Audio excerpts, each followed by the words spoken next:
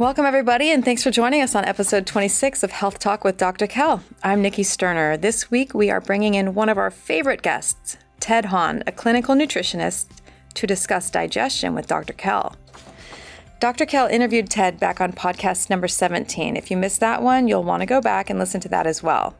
Ted is a passionate health advocate who was amazed at how quickly the body responded to good food and good exercise.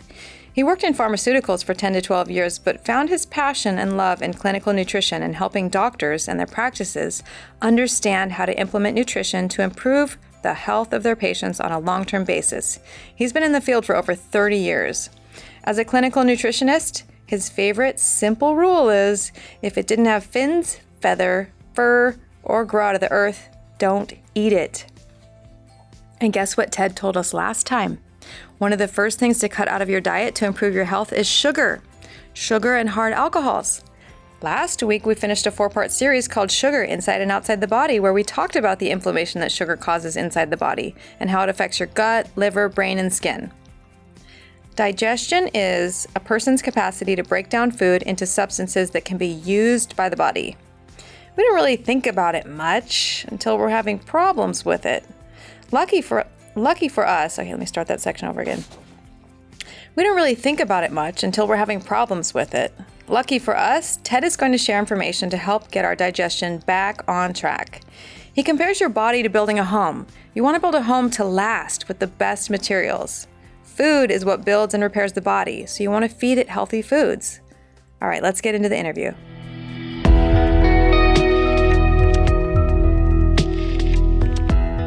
This is Dr. Kell, and we're here today with Ted Hahn. He's back. We loved him so much the first time that we're having him back again. And today we're going to talk about digestion, right, Ted? We are. And what does that cover, Ted? From oral, facial opening all the way to the anus? Yes, and everything in between. We're going to make a few detours to the liver and the gallbladder because that's part of the digestive process as well. But yeah, we're going to go from the top to the bottom and even discuss what comes out. Well, I'm excited to hear what you have to say. You know, I as well as I know, our listeners know a lot about how to put things in and how to get things out, but they don't know a whole lot in between. So Ted's here to explain it to us and help us to improve our health. So take it away, Ted. Thank you. Thanks for inviting me back. I guess I did something right the first time. Absolutely. So a good way to think about digestion is to use a construction analogy. So if we had unlimited financial resources and a few acres of beautiful, pristine land someplace we really wanted to live, and we could build the house of our dreams on it. You know, I used to ask patients in clinical practice, what type of house would you build? What type of materials would you use? And you'd be amazed at the things they'd come up with. Oh, I would use African ironwood for the beams, and I would have a slate roof, and I would use the finest materials. If money was no object I could possibly get my hands on, because I want that house to last forever. I want to pass it on to my children. I want it to be in my family for everyone to use that can benefit from it. And it won't be unless I build it the best possible way I can. I said, good. Do you ever think that way about your body? Blank stare. So the reason I use that analogy is because food is what we use to build and repair our body. So in my past as a competitive bodybuilder and powerlifter, as dumb as we may have been with other subjects, we certainly understood that if you're going to build a body with an extraordinary physique or extraordinary strength, you had to put in really good food, because food is the basis on which your body rebuilds. So you can't regenerate new cells, whether it's your eyes or your hair or your kidney or your liver or your skin, whatever the case may be. The quality and structural integrity of that cellular material that makes up the organ systems and tissues that become your whole body as a harmonious functioning unit. All those things are based on the quality of the food you put in that body. That food is converted into nutrients, and then those nutrients are used to build and repair cellular material, and that is your body in microcosm. Oh, wait a minute, Ted. Now, a lot of our listeners are going to be confused now, especially as I am, because I thought if I lived on refined sugar and processed foods, I could live to be 90, 100 years old. Is that not true? Parts of you will, but parts of you. You're telling me it will help to mummify me when I die. Yeah, something like that. Yeah. Okay. So our body has very basic needs. It needs fats, it needs carbohydrates, it needs proteins. Those are called our macronutrients. Can you explain a little bit just what those are? We've talked a little bit about it in the past, but a lot of people don't understand the difference. Yeah. Yeah. So in common everyday terms, you can think of protein as muscle tissue of animals of various sorts. Beef, fish, fowl, animals that we're eating. We're eating their muscle tissue or sometimes their organ tissue. There's protein in vegetables. There is. Well, right? There is. So grains. meat, contrary to popular belief, is not your only source of protein. It's one source. You can get lots of protein from different types of vegetables by combining various types of vegetables. And, it used to be thought that protein was of inferior quality. Now we're understanding that it's really not. It's different combinations of amino acids that serve different functions in the body for building different things, repairing different things. But ideally, it's good to get a wide variety of proteins, not just stick to one So kind. the amino acids are really what make up the protein. There's several exactly. different types of amino acids, and the combinations of those create different types of protein. Sure. Yep. Very good. Excellent. We need carbohydrates. You can think of carbohydrates as your fuel or your gasoline. We derive our energy from the cellular metabolism of glucose or blood sugar. That comes from carbohydrates. We often hear people speak of sugars and carbohydrates together as if they're the same thing, and they are to an extent. And when we talk about sugars, we're not necessarily talking about sugar in a sugar bowl, white sugar. We can be talking about short and long chain carbohydrates of various different sorts, because when they're all broken down by digestion, they become various types of sugars, and that's kind of a collective term. So all sugar's not bad. Processed white refined sugar that you get in carbonated drinks, candies, pastries, things like that. That's not the good kind of sugar. We spent the last 4 podcasts talking about that good stuff and how terrible it is for your body. So, exactly. Very good. Good addition to that. Just to simplify things, the best source of carbohydrates are vegetables, fruits, complex carbohydrates like yams and beans and legumes and brown rice and wild rice, things like that. And you don't need a whole lot of them. That's the biggest problem in our culture, in our country, is that we eat way too much gasoline, so to speak, too much fuel, and not enough, we probably eat enough proteins as well. We probably eat enough fats as well, but we eat an overwhelmingly large amount of carbohydrates. In other words, it's not in the proper proportion to the fats and the proteins that we eat. Should be less than a third of our diet, when it's probably 50 to 60, even probably 75% of the diet of many people. Yeah, absolutely. And so an interesting thing takes place. We used to think back in our early bodybuilding days that you could eat as much sugar as you want because sugar wouldn't make you fat. It's like, there's no fat in sugar. Sugar can't make you fat. Sure it can. This is how it makes you fat. Imagine that the next time you're filling up your car and you put the gas nozzle in the gas tank, once the gas tank is filled up, instead of the gasoline spraying out of the nozzle all over your feet, your car just builds another gas tank and you start filling that one. That's kind of what happens when you eat too much sugar. If you eat beyond your energy needs, the hormone insulin secreted by your pancreas starts storing that sugar. So you're building little extra gas tanks because you're not shutting the gas off. It's the rubber tire around your, I call it a tire instead of a gas tank, but the rubber tire around your middle. Yeah. Or the rear end grows a little larger than you want it to, or yeah. So that's so on and so forth. That's kind of how that works. So to recap, we need proteins to build, we need carbohydrates to supply fuel for activity, and we need fats for structural integrity, hair, skin, nails, integrity of the organ walls. The fat we have in our body has cushioning so the organs aren't bouncing all over the place while we're moving about. Fat's absolutely necessary. We can't make hormones without fat, for instance. But good fat, right? Good fat, yes. So just like good carbohydrates or good sugars, we need good fats. Exactly. There's poor fats out there that people are eating along with the poor sugars. Yeah. So think about it this way. Every single cell in your body, doesn't matter what kind of cell it is, the cell wall is made up of a bilipid layer of proteins. So in nutritional speak, lipids are fats. So all your cells, the cell wall, is basically made of 2 little layers of fat. And so if you are injured and you're trying to rebuild tissue, think of it down to a cellular level. If you're not supplying healthy fats that the body can metabolize to build new cells, you're going to have a problem. So that's how we've come to realize that things like fish oils are really great in the context of repairing aging and damaged tissues. You can't really do it if you're not consuming some form of healthy fats. And contrary to what a lot of people might think, butter is also a healthy fat. Let me explain why. You can't metabolize vitamin A, vitamin E, vitamin D, and vitamin K, which are all fat-soluble vitamins, if you're not eating fats, and if your liver and your gallbladder, which we touched on briefly earlier, aren't helping you metabolize those fats and convert them into useful products. And that your again, body good can fats. use. If you're eating, what's considered a bad fat? What's some of the stuff that we consume that your body's not really utilizing or using Sure. properly, or diminishes the use of those Well, the vitamins? worst thing you can eat is what are called trans fats. And everyone's heard that term. Not too many people What foods do actually know those the come from? chemistry. Or are those altered They're in or almost synthesized, or They're are those in- made in a lab? Where do those come from? They're in pastries, they're in breads, they're in basically all your prepared refined foods that are in the middle of the grocery store that come in plastic, cardboard, or cellophane So again, the packages. processed foods, which we've talked about in the past, not only do they contain all the refined sugar, but they contain the altered fats that aren't good for us as well. Yeah, and so what those altered fats do is they bind to what are called receptor sites on your cell walls. That's kind of, for the sake of an analogy, like a lock that you stick a key in. So various nutrients bind to these receptor sites, and they gain access to the nucleus of the cells and kind of tell it what to do. So what these trans fats do is they bind to the cellular receptor sites for healthy fats, and then when the healthy fats come in and try and bind to the cell wall, they can't because the receptor sites are plugged up by trans fats. So you can't utilize good fats if you're eating bad fats.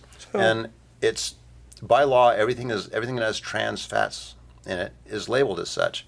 So it's pretty easy to spot the stuff. And So if you see it on the Right, label, keep walking. yep. You Keep do walking. not want trans fats. And the great majority of food manufacturers now I shouldn't say the great majority, a lot of them that are conscious of trends are not using them anymore, but there's still a lot out there. More and more people are not eating them, therefore they're changing because they want to sell our products. Exactly. Well, they're texturizing agents. They make things taste better. They give them a creamy texture. They make them pleasant to be in the mouth. And we all know for human beings, eating is an emotional experience. And the happier the experience is, the more you buy.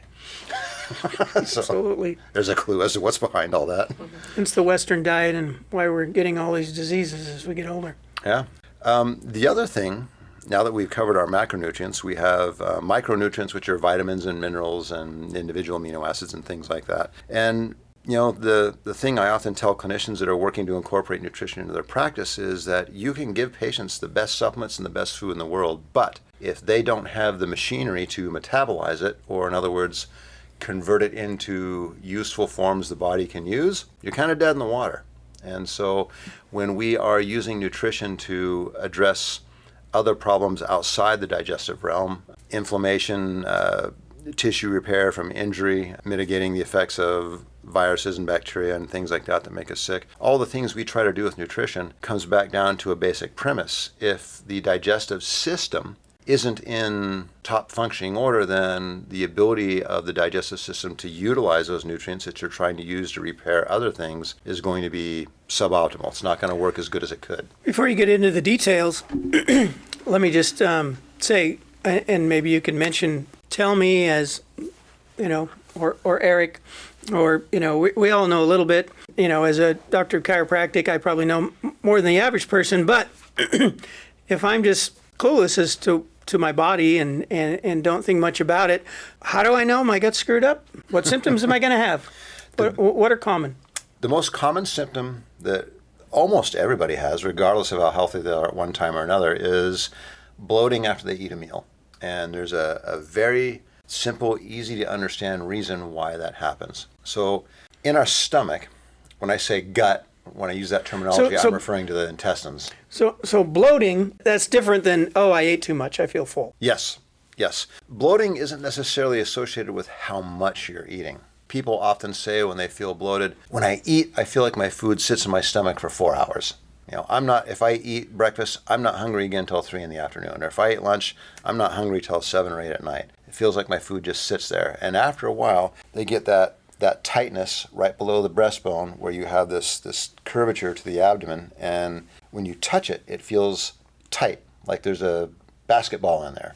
And the common term for that is bloating. And what's actually happening is, when we get stomach bloating, the issue is we didn't have enough hydrochloric acid and pepsin, which are our primary digestive enzymes, to digest everything into a liquid. So in order for everything to go south, it has to be a liquid. You can't pass solids from your stomach into your intestinal system. And to clarify something real quick, digestion is the process of making big things smaller so that ultimately they can fit into a capillary, and the capillaries can carry those nutrients to every cell in the body.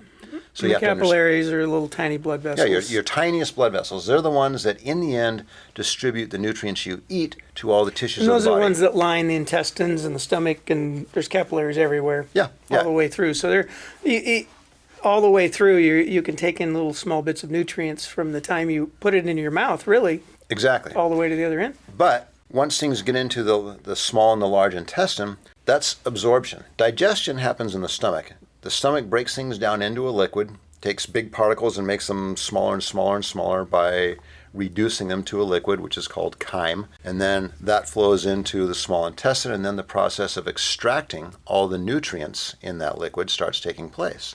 The other thing that comes to mind is mastication. The significance of mastication is there, right? When you first put it in your mouth, that's part of the digestive process as well. It is, because, again, digestion is the process of making large chunks of food smaller chunks of food. So you need to chew it up. You need to chew it up very well. And How is that going to make a difference when you swallow it? well, now we're going to talk about poo for a minute. Everybody loves to talk about poo. They do. And you ever notice, I mean, I don't care who they are, everyone does this. You have a bowel movement, you briefly take a look at it to make sure everything's okay. That is a natural human response to that. Now, because of that, everyone at one time or another has seen things in their poo they shouldn't see, like flecks of salad, or nuts are a popular option. Different things. Corn, outside of corn. So what you're seeing is solid, undigested food in the stool. Now, do you think a corn kernel or a flake of salad the size of your fingernail can fit into a capillary? No, it cannot. So you're not going to be able to utilize the nutrients in those foods that weren't digested. So why does that happen? We go back to the stomach. Lack of hydrochloric acid and pepsin. That's the biggest problem that people have. And so we go back to bloating, which is our original question. If the food doesn't get digested into a liquid, it sits in the stomach. It's hot, it's moist, it starts to decay, ferment, and putrefy. That creates gas that pushes on the abdomen and gives the bloated feeling. And then there's the burping and the belching and That leads the to the reflux. Yes, and if I could touch on that briefly, because there's a lot of confusion about that, especially with MDs. Shh, that's it. You can say that word in here. We don't. We're okay with MDs as long as they get off the drug train and think that the pharmaceuticals are the answer to everything. Yeah, so I'll state now that MD does not stand for mentally defective. But here's the problem we run Ted into. said that, I didn't. Here's a problem we run into when we go see a gastroenterologist because we're getting bloated all the time and we have acid reflux. Well, what is acid reflux exactly? I talked about those foods sitting in the stomach that are fermenting and putrefying because they weren't turned into a liquid and are sitting there instead of going south the way they're supposed to go. So because those foods are decaying in the stomach, they create what are called organic acids, pyruvic acid, lactic acid, in a place you don't want it to be. And because there's gas pushing upward into the diaphragm, the patient is inclined to burp, and when they burp, the acid from this putrefaction is sitting on top of that festering mass of undigested food. It splashes up into the esophagus and burns them. And sometimes people say a little bit of food will come up with Yeah. burp, right? So Yeah. another sign it's not digested. My young daughter used to call those yucky burps. So people have those all the time, and it hurts, it burns. So the problem is there's not enough of the right kind of acid and too much of the wrong kind of acid. So when the patient goes to their gastroenterologist, he says, well, you've got too much acid in your stomach. That's why you have acid reflux. We're going to give you an acid buffer. Like, over the counter, we have Tums. We have things of that nature. And then I'm not supposed to mention brand names. And then we have It's okay here. Prilosec and other things like that. And what those do, there are a whole class of medications called proton pump inhibitors, or PPIs. And what these do is they inhibit the production of hydrochloric acid in your stomach. But that's just the kind of acid you need. So what you're doing is you're actually perpetuating a problem. And you are compromising your body's ability to create hydrochloric acid and digest your food. And once you start taking them, generally you have to take them all the time, because what happens is as you reduce the hydrochloric acid in the stomach, the mucous membrane that lines the stomach walls that prevents the stomach from digesting itself get thinner and thinner and thinner because there's less and less acid there. So that means once you get off them and you start eating... Kind of like a callus in a way. Yes. Yeah, Yeah. same So principle. they get off them, and patients then are burned by the naturally occurring acid in their stomach, and then just starts this vicious cycle of medication and acid reduction. What gastroenterologists don't understand is that there's a differentiation between good acid and bad acid. And the reason things sit there, or go north, so to speak, instead of south, is because they weren't digested into a liquid because there wasn't enough hydrochloric acid in the stomach. So, how do we fix that? There are products that contain hydrochloric acid and pepsin, but they also contain the building blocks for hydrochloric acid, like ammonium chloride. Sounds like a cleaning solvent, but it's not. It's actually in the green leaves of plants. And that's a component of hydrochloric acid. If you listen to the name, hydrochloric acid. What builds hydrochloric acid? Ammonium chloride in plants. Sodium chloride and salt. You wonder why humans salt their food? It's not just for taste. Salt is a chloride. Your body uses that as a building block to build hydrochloric acid. So salt, in moderation, is a bit of a digestive aid because it lends to the process of making hydrochloric acid. So, in short, that's why people have bloating. Not enough hydrochloric acid. So, once food gets into the intestinal system, then the process of extracting all those amino acids and minerals and nutrients and proteins and carbs and fats begins. Fats are metabolized by various different enzymes and biochemicals that come from the liver and the gallbladder. They're what's called emulsified, and what that means is the fats are broken up into smaller pieces, again, so they can be absorbed by the capillary system and used. Can I say something there? So in the stomach, your food starts to digest in your mouth by chewing it up, and you got some stuff in your mouth that helps to digest things too. But really, the most of it takes place in the stomach. Now, the stomach acids, the hydrochloric acid, that's dissolving carbohydrates, fats, and proteins, all three of them as well. Yes, but the pancreas also helps out by secreting enzymes that are specific to various types of carbohydrates or sugars. And the liver will secrete bile. So once it leaves the stomach, it's been liquefied in the stomach. Right. But it needs to be broken down more for the body to utilize it. So therefore, what comes out of the liver and the goes from the liver to the gallbladder and then into your duodenum or your upper intestine there, then it's broken down more. Yeah, exactly. Now, here's the most important part of all. Just about everybody's heard of probiotics or beneficial bacteria. And some people take it, some people don't. Some people don't even know what they are. They're very important. We have actually more species of bacteria, fungi, and yeasts in our intestinal system than we have cells in our entire body. I read an article recently, and I'd kind of forgotten this number, 10 trillion. Yeah, it's amazing. It's almost like a separate organ system. And so then the question is, okay, well, what do they do? This is really, really important. We're finding out new things about gut bacteria and yeast and fungi every day. And what they do, they compete in a process called biotransformation.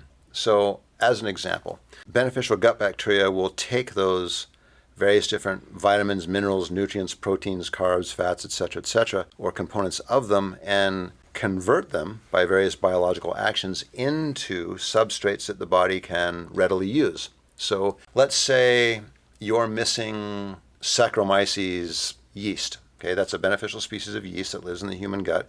If you're missing that, then you lack a defensive system against other forms of bacteria and yeast that build what's called a biofilm in the gut to prevent the immune system from destroying them and taking them out. So there's a balance that has to be achieved, and when you achieve this proper balance, then you're able to utilize all the nutrients you're eating. And that's not really new, but kind of new. You know, we knew that bacteria make lactic acid, and lactic acid in the gut is actually lactic acid in a good place because it's kind of antimicrobial and it prevents the bad guy bacteria from taking hold, and they don't like it, and you want kind of an acidic gut, and good bacteria create that acidity in the intestinal system, so the bad guys don't like it and the good guys do. But that process of biotransformation is also very important, and that's what we're now learning more and more about. For instance, there's 2 species of bacteria that convert an inactive form of vitamin K to an active form that your body can actually use. And there was a couple companies that were making K2, and the FDA got all hot and bothered with them because they said, you don't need to make K2. K1 is converted to K2 by gut bacteria, one of the few intelligent things the FDA has ever said. So they fined this company and they stopped making it. But they did bring out an excellent point, which is you need a good, healthy culture of gut bacteria to convert your vitamins, minerals, and nutrients into forms that your body can readily use. So that's another important part of digestion, or I should say at this point, assimilation. Digestion's in the stomach. absorption and assimilation is in the intestinal system, and it's the bacteria that take over at that point that really make everything what we call bioavailable to the cells of the body in a state they can actually use.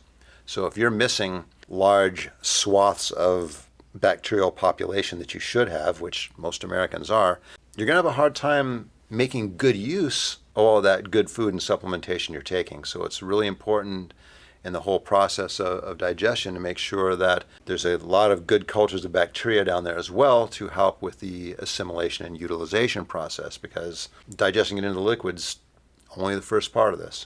Well, you bring up a good point too, and we've talked about this in the past in some of the other podcasts about what causes all this, and it is the Western diet and all the processed foods and all the high sugar foods and wrong fats, wrong sugars. Even we could probably even say they're doing more research to discover which proteins from which sources are the best for the body. There may be some out there too, or having too much meat protein or red meat protein and other things. That all these things combined, you need to really educate yourself, because if you don't, and that gets messed up, all the other diseases start developing. And what are some of the other things? You got bloating and reflux. What are some other signs that your gut just isn't functioning right? Well, you have the whole collection of itis diseases, diverticulitis, ulcerative colitis, etc., celiac disease. So we can really go down a rabbit hole with this. We got to be careful. These diseases come about as the byproducts of what we call pathogenic or bad guy bacteria. The other thing that we've mentioned and talked about a little bit in the past,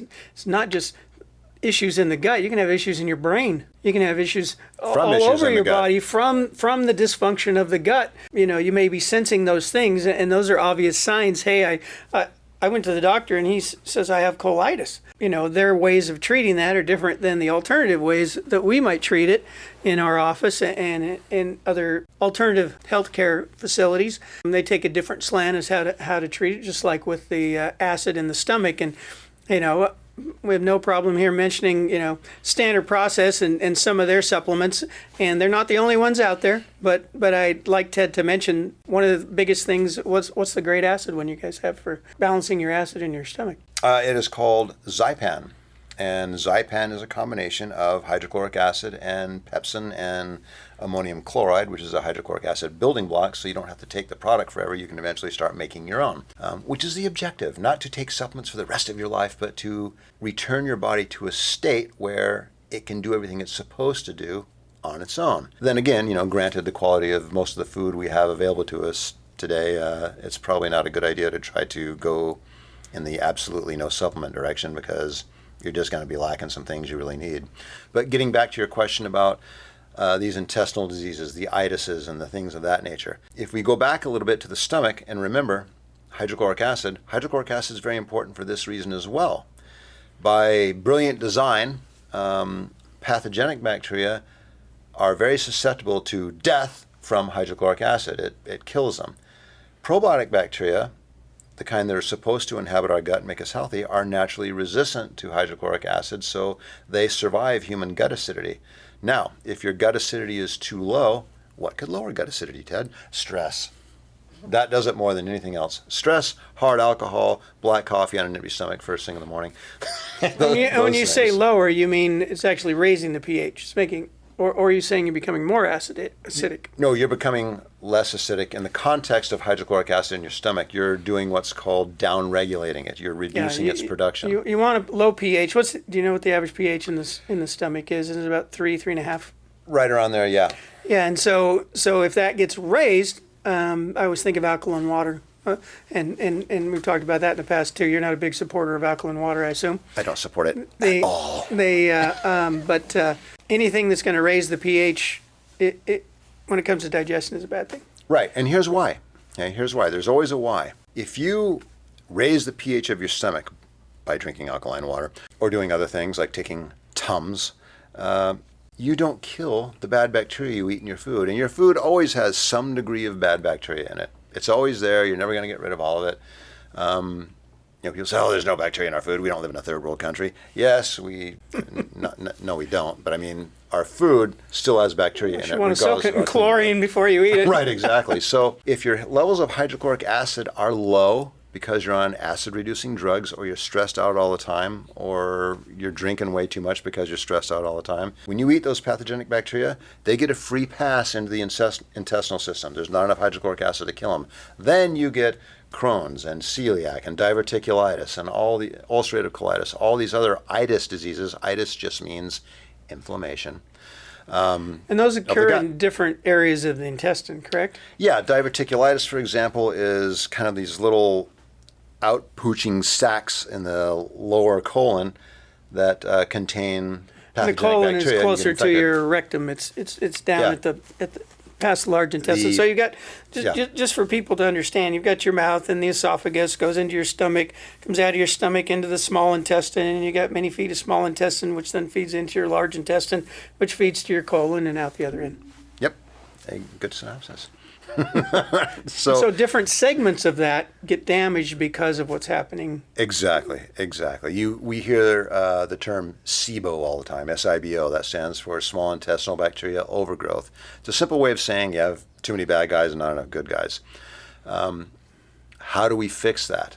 Well, ideally, we fix it by eating fermented foods, sauerkraut, kimchi, yogurt, and I don't mean the sugar-filled garbage they predominantly sell in the grocery stores that you could liquefy and give to hummingbirds. I mean, the really sour Greek and Bulgarian and Eastern European yogurts that to the average American taste horrible because they have so much lactic acid in them. They have lactic acid because there's a bunch of live bacteria cultures in there creating it. And so we think of lactic acid as being in our muscles when we work out and it's a bad thing. Yes, it's not the greatest thing in the world, but in the gut, it's very beneficial. We want lots of lactic acid in the intestinal system, and the yogurt and the sauerkraut and the fermented foods will help us to build that. That tart taste is from lactic acid, which is from live bacteria cultures being in that food because they create lactic acid by digesting different types of sugars. That's a very beneficial thing. That's the kind of stuff we want to be eating. Okay. Leaky gut. That's a term that everybody's talking about now. Leaky gut. Sure. What is it? So it's a couple things. Again, it all goes back to the stomach. If you don't have enough hydrochloric acid in the stomach to be a gatekeeper against these pathogenic bacteria, that again, they get into the intestinal system and start causing problems. So when you have leaky gut, what does that mean exactly? The more precise term for it is intestinal permeability. In other words, the gut's supposed to be, when I say gut, I'm referring to the whole intestinal system. The gut is supposed to be a closed tubular absorption conduit for all your food. The big stuff to stay out and the tiny stuff can get in. Right. Nothing should be able to get in through the intestinal wall and screw up what's going on in the intestine. Almost to a microscopic level. Right. So when we have intestinal permeability or leaky gut syndrome, we have the byproducts of pathogenic bacteria in the gut wall that reduce the integrity of the mucous membrane in the gut wall that keeps things on the outside basically from coming in. The cells start coming apart and separating instead of staying together like a normal healthy cells would do. Exactly. Think of... and that can even occur in the stomach, right? Where they start to separate in the stomach. Yeah. Too. So in the gut wall, there's beneath the surface of the layer of the gut wall, this is called epithelial tissue, there's a tightly woven fabric, like if you've ever looked at sheet fiberglass that they put on a surfboard. You know, it's flexible, it's permeable, but you can't stick your fingers through it. That's like the collagen structure on the inside of our intestinal walls. Think of collagen as serving the same purpose as rebar does in concrete, holds it together. So when we get these pathogenic bacteria in our gut, they start compromising the integrity of the gut wall, and the collagen in the gut wall starts breaking down. And so instead of having that tightly woven fabric, you have what starts to look microscopically like a fishnet stocking.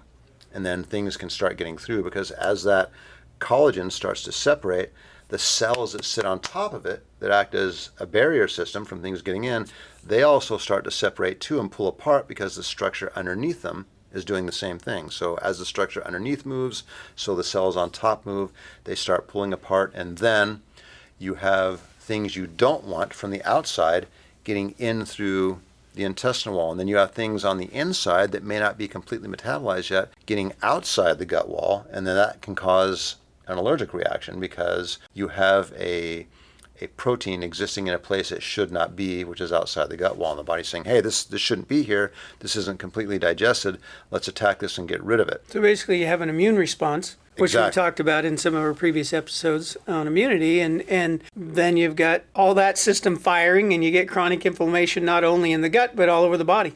Yeah, actually, the gut's one of the biggest feeders of inflammation throughout the body. So you can have someone that comes in and says, you know what, my gut's more or less fine, but my joints are all on fire. 9 times out of 10, the problem's in the gut. Gut's not fine. And that's we call that a feeder mechanism. You have pathogenic bacteria in the gut causing inflammation. The gut, because of the capillary system within it and its distribution to the rest of the body, which is designed to get the nutrients there, also carries the inflammation there. So that also should tell somebody that, we talked initially about symptoms that might occur. You might not have bloating. You might not have reflux. You might not have pain in your stomach, but it doesn't mean that the bacteria in your intestinal tract isn't all screwed up, so that there's an inflammatory process going on inside you, and you're not sensing it until all your joints become inflamed or other parts of your body, your muscles, everything are affected. So you may not necessarily feel the gut symptoms when you're having the gut problems. Just like we've talked about before, you're really only aware of between 3 to 5% of anything going on in your body at any one time. Yeah, that's a good analogy. Yeah. Yeah. You may talk to an older gentleman who's worked all his life. He's a robust guy, he's in decent shape, and he says, I'm only hungry once a day. I'm not hungry till lunchtime, and I eat a light lunch, then I'm not hungry again usually until the next day. I'm fine with that. But when you think about that, that's really insufficient to supply this guy's energy needs, even though his metabolism's slowed down and he's older. What's probably happening is his food's just still sitting in his stomach, so he doesn't. Digestion is so slow. Yeah, he doesn't have gastric emptying, so he feels full for 6 hours after he eats. And he may not find that unpleasant. To him, it's just an anomaly. Yeah, I'm not as hungry as I used to be. He's malnourished and he doesn't know it. Exactly. So you have to be a bit of a detective when you talk to patients and ask them, well, how often are you hungry? How many bowel movements do you take a day? Can you bounce a quarter off your stomach after you eat a couple slices of pizza? Are you bloated? Do you have acid reflux? And you're going to get a lot of yeses to these questions because it's everywhere and everyone has this stuff. Ignore those symptoms too. They have a little bit of this, a little bit of that. It's normal, and in a way, it has become normal because a major part of the population has these symptoms, so everybody thinks, oh, that's just normal. Yeah. But I wanted to mention too, when we're talking about now solutions and what to do about these things, we'll mention products by Standard Process and other companies periodically. We don't specifically promote them in the sense, but I do use them in my practice, and so does my wife, because we try to use the ones we found to be the best. And many of these, by Standard Process, we found to be the best. However, having said that, Standard Process, along with other doctor prescribed supplements, should not be just, for instance, we mentioned Zypan. Just don't go out and buy Zypan now. Like so many things, your problem needs to be evaluated. You need to see a professional. You need to see someone who knows and has learned what does what, and to evaluate your problem properly, so that you just don't throw things at it like you're shooting a shotgun and hopefully it does something. The things that we mentioned might help in and of themselves, but until you've been evaluated and properly learned what to do for you, like how to help a leaky gut, how to help the bloating, how to to evaluate, okay, is it just a simple acid problem? Okay, that might be easily fixed. But you might have a whole lot of stuff going on from the front, from the mouth to the anus, and everything needs to be worked on in phases and in steps, and can take, if you're really messed up, it can take months, even years to help your body heal itself. But you got to give it the right things, and Ted is talking about those things. Yeah, and you hit the nail on the head. And the question people never ask is, they go to, let's go back to the gastroenterologist. They go in there and they say, I'm bloated after meals. I have acid indigestion. That's what they used to say in the 70s. Now it's called acid reflux. And the doctor says, okay, we're going to give you some Prilosec or whatever. And the patient says, okay, and he takes it for a while and he feels better. What the patient never asks, and what the doctor never tells the patient is, well, why do I have acid reflux in the first place? I get the idea this isn't the way things are supposed to be. So you're giving me a drug for it, which is going to alter my physiology, and it's going to make me feel better initially, but how come I have bloating in the first place? And a lot of times they can't get an answer to that question. So to greatly simplify things, even though I'm a consultant in the nutritional industry, the best way to fix these things is to eat better. Supplements are just that. They supplement what a good diet may be lacking. You've got to change things. You got to stop eating the processed foods. Yeah, and the high sugar foods and the cakes and the candies, and we've talked about it in the past too. None of us are perfect here. Every now and then we like a little sweet here and there, or given to things, and your body, if you're healthy, well, actually some people that are really healthy, they take that stuff and it's like poison to them.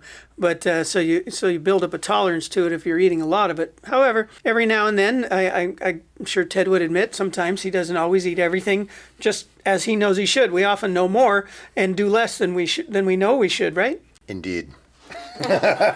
Yes, that happens. Yeah, but we're all striving to help each other become better and to find a better way of life and a happier life and a healthier life. And so, do we want to live as long as we can? Of course we do, but I only want to live as long as I can if I'm healthy there, if my brain's still functional, my body's still functional. When those things are done, it's time for me to move on.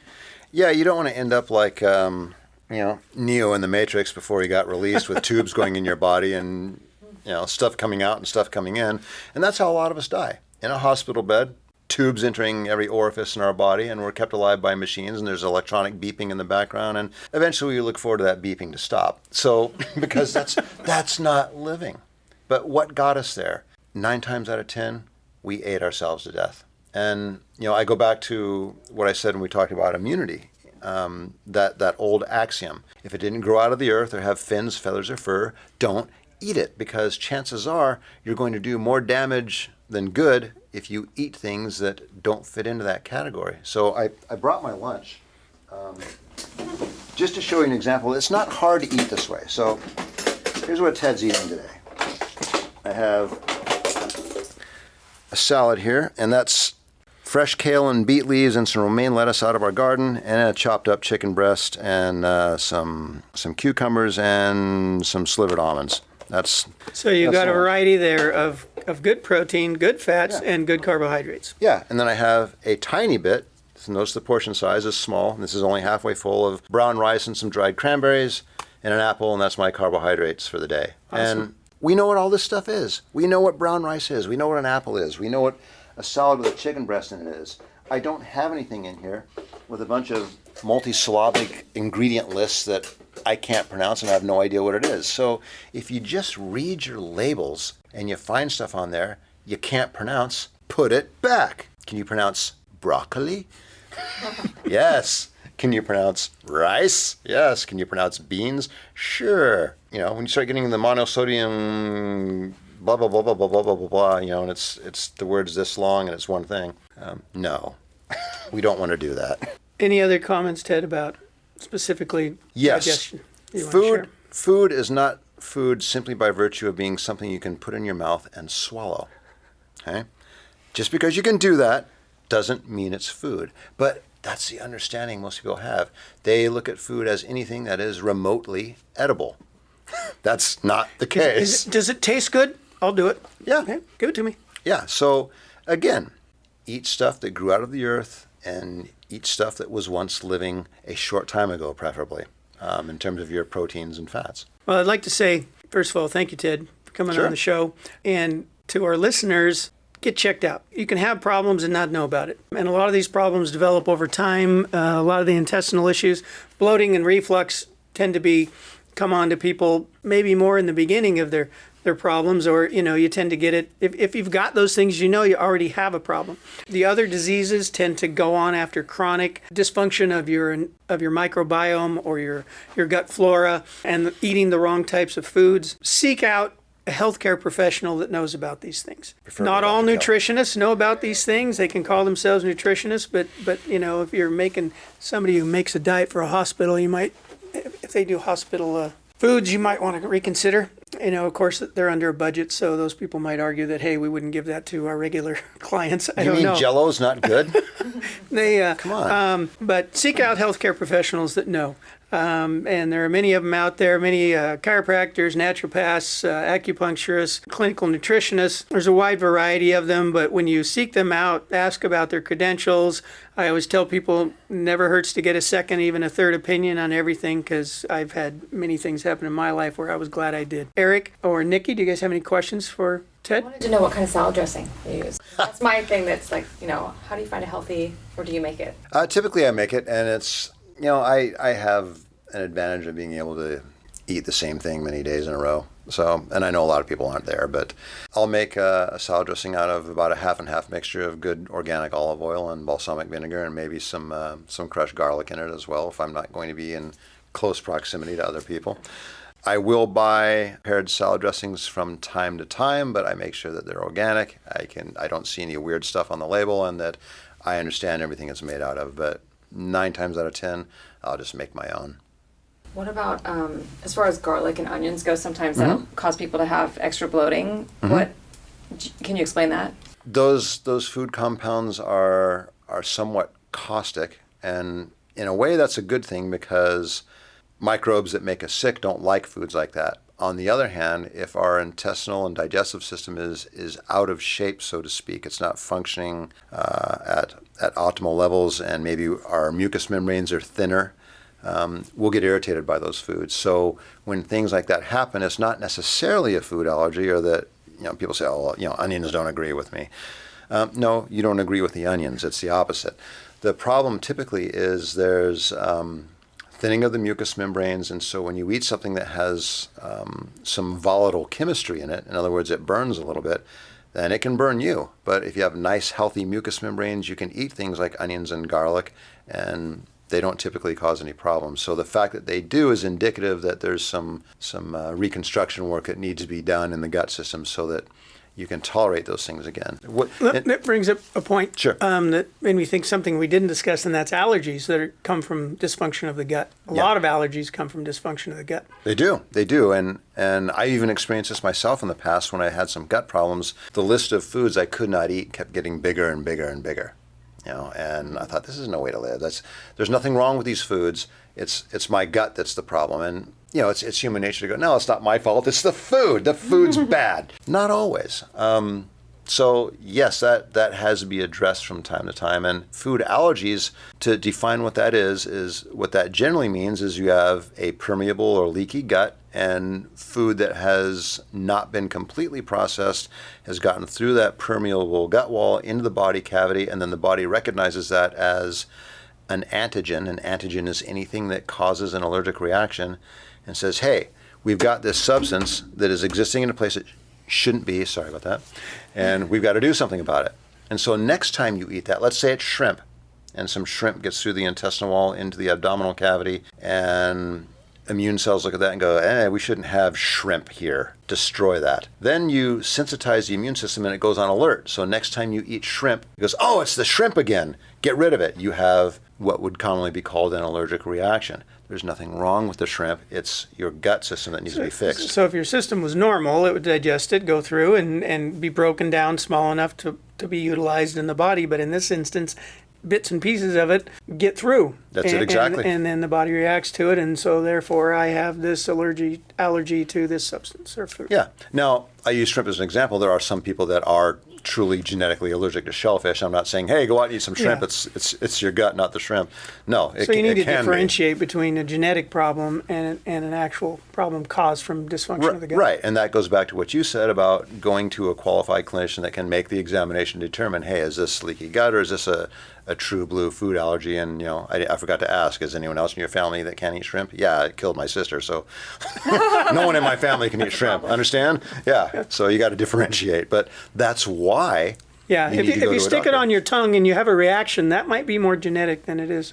Yes, exactly. Exactly. So you said you had issues with your gut before, and Yeah. what did you do to reverse it? First and foremost was adding more hydrochloric acid so that I didn't allow any more pathogenic bacteria to get past my stomach into my intestinal system. And then I took different types of herbs that had what we'll call a caustic nature to them that bad bacteria don't like. And that took care of the bad guys. And then I had to recondition my gut and bring it back up to the proper acidity levels by taking different forms of probiotics and yeasts and things of that nature that reacidify the gut. Now, we're so used to hearing acid bad, alkaline good. It depends on what part of your anatomy you're talking about. In the stomach and in the intestinal system, there needs to be a relatively high degree of acidity, higher in the stomach than anywhere else, of course, but the small intestine and large intestine also need to be acidic because that's an environment that promotes the growth of your own good probiotic bacteria. If your gut is alkaline, then the bad guys like an alkaline environment. So that sends out the red carpet to them to come in, and then you get things like diverticulitis and ulcerative colitis, et cetera, et cetera. So to simplify, I had to reacidify my gut. And the primary way you do that is by taking probiotic bacteria, because they create that lactic acid. But if your gut's really alkaline and it's all messed up, you can take all the probiotics you want, and they're going to look around and go, I don't like this neighborhood. There's massage parlors and crack houses and meth labs. I'm out of here. They leave. So you have to condition the gut to be a hospitable place for those probiotic bacteria before you start gobbling them down. Then they'll stay and start exerting their beneficial properties. So it's kind of it's like buying an old beat up house and you have to refurbish it. You don't move in before you fix it all up. And you call a specialist and try not to diagnose it yourself. Yes, exactly. Yes. Okay, you mentioned collagen. Is that something that you deal with as well to help with the intestinal permeability? What we do at Standard Process, our ideology is, why does the body have a particular problem? What was it lacking that contributed to this problem? So when we talk about collagen specifically, collagen is synthesized or made from various components of vitamin C. So everybody pretty much knows what scurvy is. Scurvy is a degeneration of the tissue of the body because of breakdown of the collagen. So, someone might say, well, then you should just take more collagen. It doesn't exactly work that way, because you can't guarantee the body's going to utilize it and send it where it needs to go. So then you have to ask yourself, well, how is collagen made? It's synthesized from vitamin C. So when we have patients that are showing signs of collagen degradation, they have more wrinkles than they should for their age, they have ulcerative conditions, their skin is not smooth and pliable, it's wrinkly, it stays together when you pinch it, all these different things that indicate there's a lack of collagen. When we put those patients on whole food vitamin C and the body starts producing collagen again, then we find the problems rectify. But when you give someone collagen, like a powdered collagen as a supplement, problem with collagen is kind of like the rebar in concrete, it's really hard to digest. That's one of our densest proteins. And unless that person's digestion is, running on all 8 cylinders and they have enough hydrochloric acid in their stomach to digest nails, they're not going to make good use of that collagen. In fact, they probably won't be able to break it down at all. You need a lot of pepsin to metabolize collagen, and that comes from the pancreas. So if the pancreas is thrashed and the person eating sugar all the time, you're not going to be able to make enough of the enzymes to utilize the collagen, so it's really a waste of money. Take vitamin C.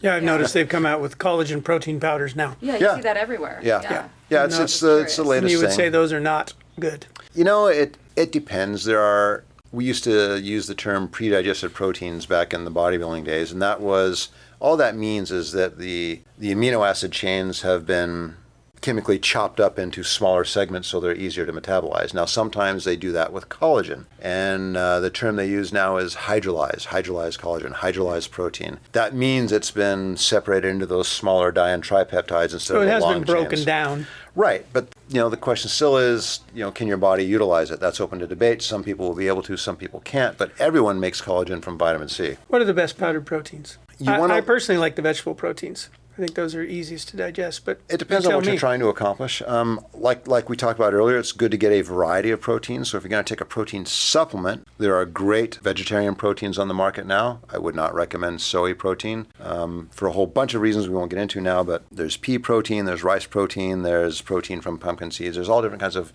vegetable proteins, and the combination of them kind of approximates the amino acids you'd get from animal proteins, which we weren't able to do before. Now we can. So you combine those and it's pretty much equal to a animal protein. Yeah, more or less. And then you have whey proteins, which are typically your animal-based proteins or your milk-based proteins. If you're going to use whey protein, you want to use a process or use a protein that's gone through a process called cross-flow microfiltration. Ion exchange used to be the big processing for protein. Oh, God, what was the name of the protein they had out that was ion exchange? I forgot what it was called, but it was very, very popular for a while. In any case, that's an okay method, but in the processing, you still denature some of those protein molecules. When you denature them, you change the shape, and then they can't be metabolized in the tissues. So some of it's like you're just throwing it away. Cross-flow microfiltered protein is a cold process that doesn't denature the protein molecules, and it yields a much higher level of usable product. So if you have one of those big, giant, 8-pound tubs of protein, and you look on it and it's ion exchange or some other method of extraction, you're probably going to be able to use about 30 to 50% of the volume of the protein that's in that canister. If you're using half of it's just going to go out of your body and not exactly be taken in. You're going to have high protein poo. So, Expensive. exactly. With the cross-flow microfiltration, you utilize a much greater extent of the product. And all of your really good doctor lines, if they make a protein, they generally use that method. We do, Metagenics does, several other companies do. So, it's not just a matter of supplementing with protein. You have to supplement with a quality protein. And what determines the quality of the protein is the methodology of extraction they use and how little of the product it actually destroys in the process of extracting it from whatever substrate they're taking it out of. Great. So you said vegetable protein. Are you talking about the pea protein or something else? Yeah, that he brought up. Mm-hmm. Okay. So when I eat the pea protein, my belly gets like bloated. So I don't do well with that one for whatever reason. Probably gut problems. Well, a lot of people have issues Yeah, with there's pea a protein. signal there. Right? Yeah. A lot of people have problems with Yeah, that. that's not uncommon. Yeah. I do better with the whey protein for whatever reason. Yeah, and that just may be your biochemical individuality. We all have that. There's no such thing as Meaning something more that's good for everybody. genetic related. That's just kind of natural. It may not necessarily mean that there's a problem with her gut. Yeah, what you're saying? as a for instance, they talk about indigenous diets from time to time. What does that mean? Well, you look at your genetic background. If you're Northern European like I am, I'm Scottish, English, and German, I do fine with dairy products. That's been a traditional part of those people's diets for thousands of years. You get people that are closer to the equator, and from their indigenous culture. Not that they're part of it now, but it's in their blood. It's their family line. It's their genetics. Not big dairy product consumers. Not big milk drinkers. They may have problems with that, and it's not suited to their genotype. And it can be that way with different types of vegetables too. Depending on what your background is, you may have difficulty assimilating things all your friends can consume just fine, but you can't. And if it's just one or two things, that's and that kind of a thumbnail sketch here, that's probably a genetic issue or an issue of your ethnic background. But if you're allergic to or you respond that way to a growing list of things, then it's time to look at your gut physiology and find out what's going on. So it really comes down to evaluating your health and seeing a healthcare professional that can test and figure out, okay, this is something just normal for you, or there's more going on. Yeah, exactly. All right. Thanks so much, Ted, for being on the show. It's been great. Again, we'll probably have you back again in the future. Okay. Thanks for having me. Always fun. It's been a great one. Thank you, Dr. Kell. Appreciate it. While we make every effort to broadcast correct information, we are still learning. We will double check all facts, but realize that medicine is a constantly changing science and art. One doctor may have a different way of doing things from another. We are simply presenting our views on how to live a healthy lifestyle that will be as evidence-based as possible. We welcome any comments, suggestions, or corrections of errors. We take no money from drug or device companies. By listening to this podcast, you agree not to use this podcast as medical advice to treat any medical condition in either yourself or others, including but not limited to patients that you are treating. Consult your own physician for any medical issues that you may be having. This entire disclaimer also applies to any guests or contributors to the podcast. Under no circumstances shall Dr. Kell Fullerton or any guests or any contributors to the podcast or any employees, associates, or affiliates of Dr. Kell Fullerton be responsible for damages arising from use of this podcast. This blog should not be used in any legal capacity whatsoever, including but not limited to establishing standard of care in a legal sense or as a basis of expert witness testimony. No guarantee is given regarding the accuracy of any statements or opinions made on this podcast. Our website, blog, and podcasts are all HIPAA compliant. While you may give your email address to subscribe to the website posts or to post information on the website blog, we will never share your email address or contact information with any third parties without your explicit permission. The contents of Health Talk with Dr. Kell podcast and the show notes are all copyrighted. All blog posts, podcasts, and show notes that are distributed to the public for free can be redistributed via hard copy or electronic copy for free only if Health Talk with Dr. Kell is included as the acknowledged author within the actual media that is being redistributed. The Health Talk with Dr. Kell podcast is a production of the Orange Stack, with executive producers Dr. Kell Fullerton and Eric Hammond and host Nikki Sterling.